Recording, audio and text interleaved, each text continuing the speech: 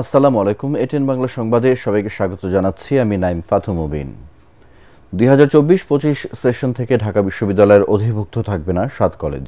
শিক্ষার্থীদের দাবির মুখে দুপুরে উপাচার্য অধ্যাপক ডক্টর নিয়াজ আহমেদ খানের সঙ্গে 7 কলেজের অধ্যক্ষদের জরুরি বৈঠকে এই সিদ্ধান্ত নেওয়া হয়। সভায় জানানো হয়, সরকারি 7 কলেজের সম্মানজনক পৃথকীকরণ ছাড়াও এসব শিক্ষার্থীদের ভর্তি কার্যক্রম 1 বছর এগিয়ে এনে 2024-2025 শিক্ষাবর্ষ থেকে ঢাকা বিশ্ববিদ্যালয়ের অধীনে ভর্তি না নেয়ার ব্যাপারে সিদ্ধান্ত হয়। এছাড়া শিক্ষার্থীদের দাবি অনুযায়ী 2024-25 শিক্ষাবর্ষ থেকে আসন সংখ্যা ও ভর্তি ফি নির্ধারণ সহ যাবতীয় বিষয়ে মন্ত্রণালয় কর্তৃক গঠিত বিশেষজ্ঞ কমিটি সিদ্ধান্ত নেবে। তবে চলমান শিক্ষাবর্ষের কার্যক্রম শেষ করবে ঢাকা বিশ্ববিদ্যালয়। 7 কলেজ আর ঢাকা বিশ্ববিদ্যালয়ের শিক্ষার্থীদের সংঘর্ষের ঘটনাকে অনাকাঙ্ক্ষিত বলে উল্লেখ করেন আইন উপদেষ্টা ডক্টর আসিফ নজরুল। তিনি জানান, পরিস্থিতি নিয়ন্ত্রণে প্রয়োজনীয় ব্যবস্থা নেবে সরকার। এদিকে সংঘর্ষ কিংবা রাস্তা অবরোধ করে আন্দোলন না করতে শিক্ষার্থীদের প্রতি আহ্বান জানিয়েছেন স্বরাষ্ট্র উপদেষ্টা জাহাঙ্গীর আলম চৌধুরী। সচিবালয়ে আইন শৃঙ্খলা সংক্রান্ত কোর কমিটির বৈঠক শেষে এসব কথা বলেন তারা। রিপোর্টে জানাচ্ছেন মাহবুব কবির চপল। মধ্যরাতে 7 কলেজ আর ঢাকা বিশ্ববিদ্যালয়ের শিক্ষার্থীদের সংঘর্ষ নানা প্রশ্নের জন্ম দিয়েছে।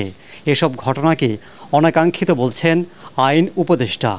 এগুলিকে অনাকাঙ্ক্ষিত, এগুলি অ্যাভয়েড করার জন্য আমাদেরকে আরও বেশি উদ্যোগ নেওয়ার আমরা চেষ্টা করি। আন্দোলন সামাল দিতে পুলিশের কৌশল নিয়ে প্রশ্ন উঠেছে। কোথাও চড়াও, কোথাও ঢিলেঢালা আচরণ করছে পুলিশ। স্বরাষ্ট্র উপদেষ্টার দাবি, সব পরিস্থিতি পুলিশ ধৈর্য সহকারে নিয়ন্ত্রণ করছে। পুলিশের ক্ষেত্রে ওই পরিস্থিতিতে এটা হয়ে যায় অনেক সময়, বাট তাদের ক্ষেত্রে আমরা সব সময় বলি যে এটা পেশেন্ট এবং ধৈর্যের সাথে এটা মোকাবেলা করে। দাবি আদায়ে জনভোগান্তির সৃষ্টি না করতে সবার প্রতি আহ্বান জানান তিনি। ছাত্র ভাইদেরও আমরা অনুরোধ করব, প্রত্যেকটা জিনিস একটু ধৈর্যের সাথে এবং আলোচনার মাধ্যমে যেন সমস্যাটা সমাধান হয়, ওই দিকে যেতে হবে।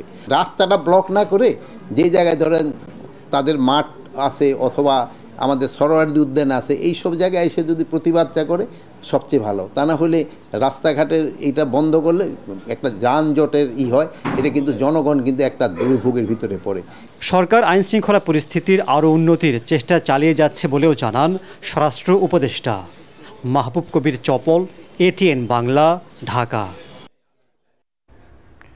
বর্তমান সংকট সমাধানের প্রয়োজনীয় সংস্কার শেষে দ্রুত সময়ের মধ্যে নির্বাচনের ব্যবস্থা করা, ফ্যাসিবাদ বিরোধী সব শক্তি ঐক্যবদ্ধ থাকা সহ 10টি বিষয়ে একমত হয়েছে বিএনপি ও ইসলামী আন্দোলন বাংলাদেশ। রাজধানীর পুরানা পল্টনে ইসলামী আন্দোলনের কেন্দ্রীয় কার্যালয়ে বৈঠক শেষে যৌথ সিদ্ধান্তের কথা জানান বিএনপি মহাসচিব মির্জা ফখরুল ইসলাম আলমগীর। প্রায় 1.5 ঘণ্টা ধরে চলা এ রুদ্ধদ্বার বৈঠকে বিএনপি মহাসচিবের সঙ্গে ছিলেন দলের ভাইস চেয়ারম্যান বরকতুল্লাহ বুলু এবং ইসলামী আন্দোলন বাংলাদেশের আমির মুফতি মোহাম্মদ রেজাউল করিম সহ শীর্ষ নেতারা। বৈঠক শেষে দুদলের শীর্ষ নেতা জানান, নির্বাচন সহ বেশ কিছু নীতিগত বিষয়ে তারা একমত হয়েছেন। ন্যূনতম প্রয়োজনীয় সংস্কার শেষ করে দ্রুত সময়ের মধ্যে সুষ্ঠু গ্রহণযোগ্য নির্বাচনের ব্যবস্থা করা, দ্রব্যমূল্যের ঊর্ধ্বগতি রোধ এবং সকল অধিকার বঞ্চিত মানুষের অধিকার প্রতিষ্ঠা করা, আইন শৃঙ্খলা স্বাভাবিক করে নিয়ে আসার ব্যবস্থা করা। আওয়ামী ফ্যাসিবাদ বিরোধী সকল শক্তি দেশ পুনর্গঠনে ঐক্যবদ্ধভাবে কাজ করবে।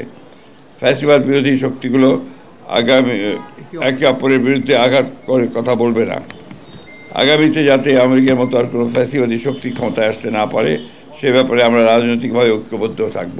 আমরা তাদের সাথে, আমাদের সাথে এবং দেশ এবং মানবতা এবং রাজনৈতিক ব্যাপারে সব বিষয়গুলোই জিস্ট আলোচনাটা আপনাদের সামনে আমাদের সম্মানিত বিএনপি মহাসচিব তিনি উপস্থাপন করেছেন।